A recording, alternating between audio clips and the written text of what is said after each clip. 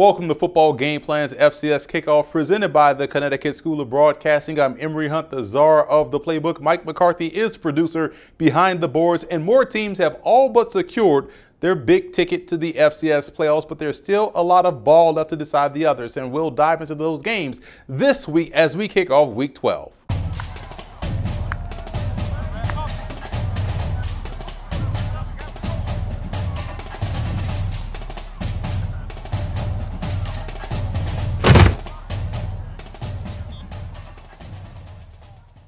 Here's a look at what we have on tap for this episode. It's going to be all about game previews in this edition of the FCS Kickoff, as we'll start off with some of the intriguing matchups in our Upset Alert segment. As we wind down toward the end of the regular season, we've entered crunch time on the schedule, which means there's a ton of big games this week. And as always, we'll bring our Stats FCS game of the week to you guys as well. But first, let's take a look at some of the key storylines heading into Week 12 as we get things kicked off by going into our 4-minute offense.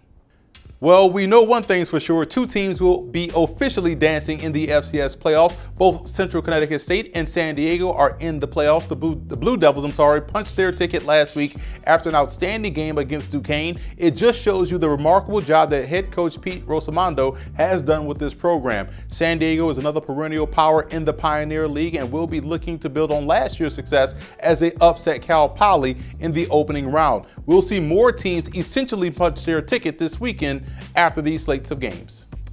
With the way the wacky FCS season has unfolded in the Patriot League, we're now down to the final weeks where teams need help. Colgate, winners of 4 straight games, and the lone team in the Patriot League with a winning record will be the biggest Lafayette Leopards fans this weekend as they face Lehigh. The Mountain Hawks, who are quietly on a 2-game winning streak, are 4-6 on the season, and even if they win, will have a losing record on the year. But they own the tiebreaker against Colgate because of the head-to-head matchup, and will get the auto bid in the FCS playoffs as a Patriot League representative. Oh, by the way, the Raiders can't get caught watching the scoreboard because they have to take care of business in the nation's capital against the Georgetown Hoyas, who are one of the best defensive football teams in the Patriot League. So this should make for one entertaining Saturday down south.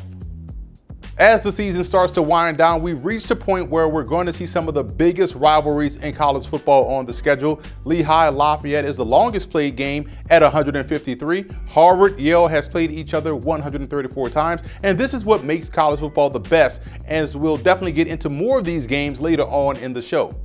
3 winless teams remain in the FCS: VMI, Portland State, and Indiana State. This is the last week of the regular season before Selection Sunday, and you know that no one wants to be known as the winless team. Unfortunately for the Keydets, their season is done, but this is the last week to get a victory for Portland State and Indiana State. The Vikings play Eastern Washington, and the Sycamores host Northern Iowa, or travel to Northern Iowa. It's going to be tough, but we shall see if the unexpected happens this weekend.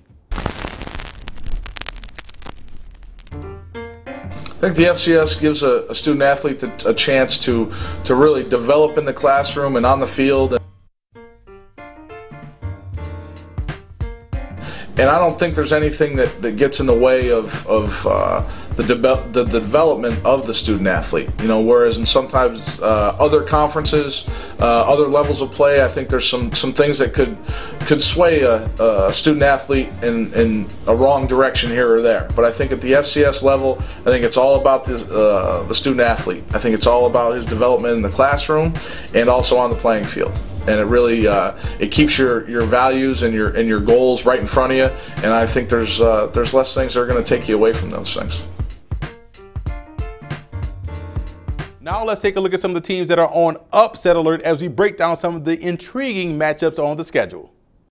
This is going to be a very interesting game that'll ultimately come down to how well Wofford can defend the pass. They've been solid defensively all season long and show that they are capable of shoring up against the run. We know playing an option team is a very tough task for anybody, and South Carolina can definitely attest to that, as they lost to another SoCon member in the Citadel back in 2015. But look for the Gamecocks to have much more focus this time around and get the victory.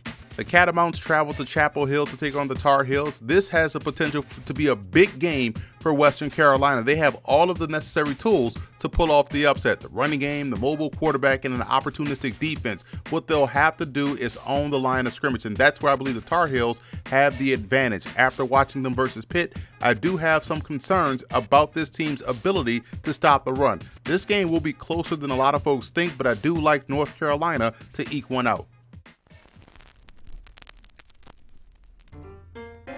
I think that the main reason to choose HBCU is for the family atmosphere. The guys are going to get the core values that their parents taught them, that their family members tried to raise them. You'll have a close-knit atmosphere. You'll actually have guys that care about you as a person. So I think that's the main reason for choosing the HBCU. We'll start our coast-to-coast game previews in Pennsylvania as Lafayette and Lehigh meet for the 153rd time in a huge game that has league title and playoff implications. It's simple for Lehigh: win and you're in. If they lose, then Colgate gets the title and the automatic bid. What stands in the way is a Lafayette team that has gotten significantly better defensively, especially in the secondary. That'll be the biggest matchup in this game to watch for. It'll be a strength versus strength battle on the perimeter. Do the Leopards have enough offense to make Lehigh pay for not coming away with points? I don't think so, so look for the Mountain Hawks to go ahead and win in a tight one. The big game this year between Harvard and Yale has a lot on the line. With a win, the Bulldogs will win the Ivy title outright. With a loss, there will be a lot of tiebreaker situations that could result in co-champs. On the field, the Bulldogs have answered every question and passed every test that you would expect a young team to answer and pass. Harvard will be competitive, but I don't think their defense can deal with the downward pressure that they'll see from Yale's offense. I like the Bulldogs. One of the better rivalry games of the weekend is between North Carolina Central and North Carolina A&T. The Eagles are coming off a heartbreaking loss to Bethune-Cookman last week on a Hail Mary at the end of the game and have a chance to spoil the perfect season for the Aggies. Right now, no team is playing as consistent as the Aggies are, as they sit at 10-0 on the season. Where they've been tough all year long is on both sides of the line of scrimmage. Look for that to remain the case in this one as they avenge last year's loss to the Eagles and move on to the Celebration Bowl as the outright MEAC champs.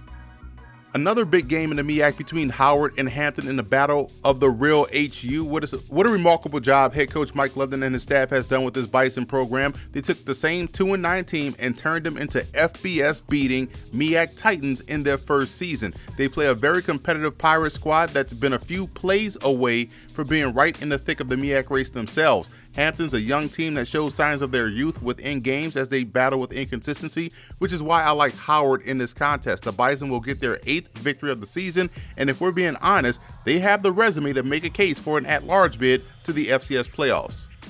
This sets up a huge game in the Missouri Valley between South Dakota State and South Dakota. The Jackrabbits are rolling offensively with their well-balanced offensive attack. Where you have some concern is with their run defense. That's where the Coyotes can exploit them in this ball game.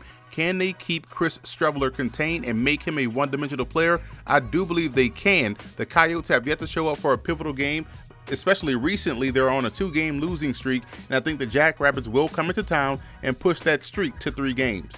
Furman-Sanford looks like a playoff elimination game on the surface, as both teams are well deserving to play in the postseason, but with the way the rest of the field looks, only one will probably get in. This is going to be one hell of a game in my opinion. The Paladins are straight up rolling right now, winners of 7 straight games. Their defense has been outstanding during that stretch. The Bulldogs have also picked up the pace defensively as well by winning 5 of their last 6 games.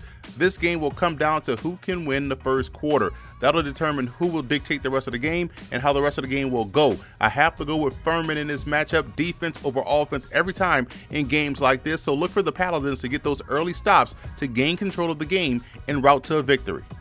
Northern Arizona and Southern Utah meet in the Big Sky Championship game and will also be playing for their Hinton Burdick Grand Canyon Trophy. The Lumberjacks have a ton of offense led by quarterback Case Cookus, and it's been a great year for Northern Arizona. Their strength matches up well with the strength of the Thunderbirds in my opinion. I love what Southern Utah does on the back end. Their secondary is both active and they do a great job of turning the ball over. How efficient can their offense be will be the question. They can't afford any missed opportunities and have empty possessions against the Lumberjacks. I like Southern Utah in this ball game. Their back seven will be the story here as they'll frustrate Northern Arizona en route to winning the Big Sky.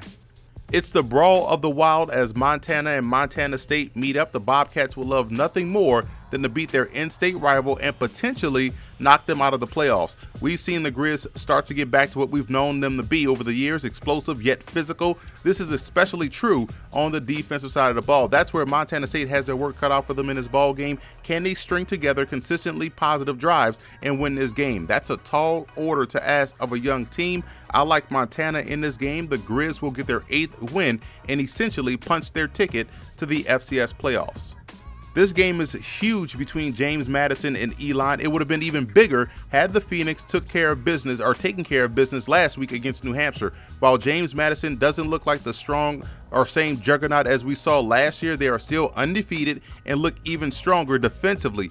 Elon has played a lot of close games all season long, so expect a competitive slugfest as they look for that signature win on the year. For that to happen, their offense has to be able to maximize their possessions. I trust their defense showing up, but I'm still a bit wary about the offensive side of the ball. That's why I like James Madison in this ball game. This game will look a lot like the Richmond game last week for them, where the Dukes will be on the ropes throughout, but they'll ultimately show up because they have the chops to pull through a tough game and get a victory. As always, we'll bring you our Stats FCS Game of the Week preview, and we have a huge one in the Big South between Monmouth and Kennesaw State. Let's start with some coaching points in this ball game for both teams. Looking at the Monmouth Hawks, they have to make Chandler Burks, the quarterback of Kennesaw State, beat them throwing the football. He's a dual threat guy that does a lot of damage within that option offense with his legs. If you can take away his ability to be the runner and make him a one-dimensional player or make him consistently give the football, I think that's playing winning defense for the Hawks. Also have to keep your eyes on your luggage. That's key when you're playing an option team. Don't try to be a hero. If you have the dive guy, take the dive guy. If you have the quarterback, take the quarterback. If you have the pitch, take the pitch. If you're responsible for coverage on the back end, don't get caught looking in the backfield. Keep your eyes on your luggage and you can play winning defense. Offensively, they have to be able to sustain drives. If they can do that, it'll force Kennesaw State to maximize their own possession. We've seen Monmouth do a great job of controlling the line of scrimmage within ball games throughout the course of the season. That has to be the case every time they touch the football against Kennesaw State. And for the Owls in this ball game, the line of scrimmage must dominate. I just talked about how well the offensive line plays for Monmouth. If they can win up front defensively, I think they can control this game. Also on the back end, they have to roll coverage toward Reggie White Jr., the #1 playmaker for Monmouth in the passing game. If they can take him away and force quarterback Kenji Bahar to go to other targets, I think that's playing winning defense for a ball-hawking secondary. And finally, in order for all of that to happen, they have to win on first down defensively. They want to make Monmouth be a one-dimensional offense. Monmouth does a great job of playing with balance. They can run the football. If they can take away the running game and force Kenji Bahar to put up the football more than 25 times a game, I think, again, Kennesaw State has the active playmakers on the back end to make Monmouth pay. But they have to win on first down defensively and kick Monmouth out of their tendencies. That's playing winning defense for the Owls. The biggest X factor in this game for the Monmouth Hawks, I believe, is Mike Basile, the NFL prospect at strong safety. This is a guy that can be a huge key versus that option offense. How he plays in the alley versus the outside run, whether it's the quarterback or the pitch. If he can be consistent in that area, Monmouth has a chance to really get off the field and shut down their ground game. For Kennesaw State, the biggest X factor is quarterback Chandler Burks. He's going to be put in situations where he's going to have to make 4 or 5 plays in the passing game. If he can convert on those and keep this offense on pace, they have a chance to not only knock off Monmouth, but make themselves a serious player in the FCS playoffs. I like Monmouth in this ball game. They have the well-balanced offensive attack that's being undersold. What's also being undersold about this team, and what has been great, is how solid they are defensively at creating the big play. They can get you for TFL. They can turn the ball over. They also do a great job of taking away what you do best and making you compete by going to other options in your offense. I think that's going to be the key. They can stop Kennesaw State and turn them into a more of a passing team as opposed to running their option. I think Monmouth will win this ball game, but both teams will get in the playoffs, but this will be one hell of a contest. So that's it for this week's episode of the FCS Kickoff. I'm Emory Hunt, the czar of the playbook. Be sure to follow us on all of our social media accounts. And if you miss any episode or want to find it again, find it archived on our website at footballgameplan.com/FCS Kickoff. Also, be sure to subscribe on iTunes and leave us a 5-star rating to the FCS Opening Drive podcast, where David Hashagen and myself will take a look back at the previous week's schedule and also look ahead to what's on tap for the upcoming week in the FCS. And always hang around for the end of the week FCS Conference Whip Around, where all 13 of our FCS Kickoff correspondents will get you up to speed to what's going on around the FCS.